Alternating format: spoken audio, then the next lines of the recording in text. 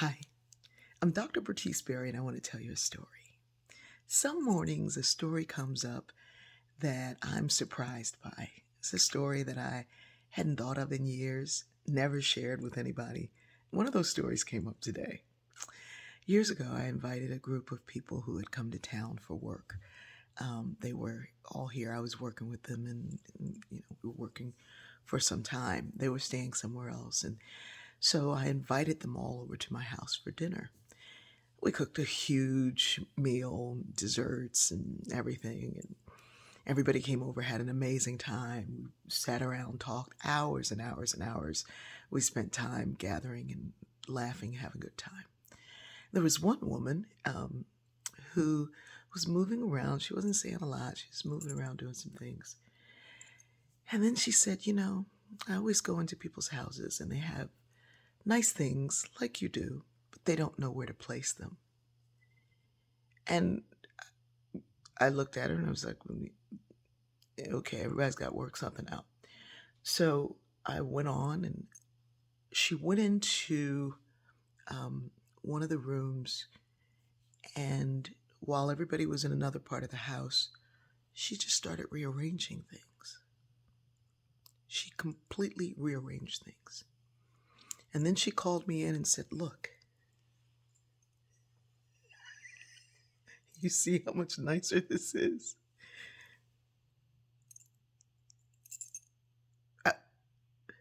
No. So many words went through my mind. I was like, no, I don't. It is not nicer. And she said, well, this captures this, and this captures this, and this does this. And I moved a rug from the other room into this room, and I did da da da da da da. And I said, mm-hmm. And at the time, my mother was with us here on earth and lived with me.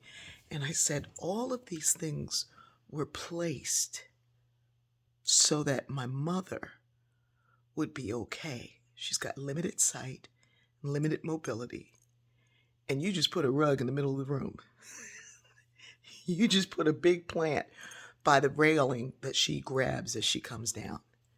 You just moved her favorite blanket from her chair and threw it decoratively across the couch because that's where you thought it should be. You don't live here. You don't get to come in and rearrange somebody else's house. Now, I don't know where else you've been doing this, but I can guarantee there's a lot of places you have not been invited back, and this was one of them. It occurred to me that very often I invite people into not my house, but my life, my stories, my work, and they determine that they need to rearrange it. They need to pull from it what they need to have, and they need to place it in places that they need to be, and they're leaving. They're never coming back. They don't plan on coming back. They just plan on coming in and rearranging things the way they need it to be. Tell me a story. Okay, so see, I needed you to tell me this thing, and you didn't focus on that. And did I miss something? Because that's what you should have been focusing on. What I've come to see is that when people tell you something, they're telling you not only what they need to give you, but also what you need to hear. And we are so busy rearranging someone else's life, someone else's stories, someone else's work to get what it is that we think we need, that we miss the piece that we actually did need. That woman didn't come back. My mom had a few choice words. But I love that I forgot all about it until it came up today. And I assume someone else needs that. I know I did.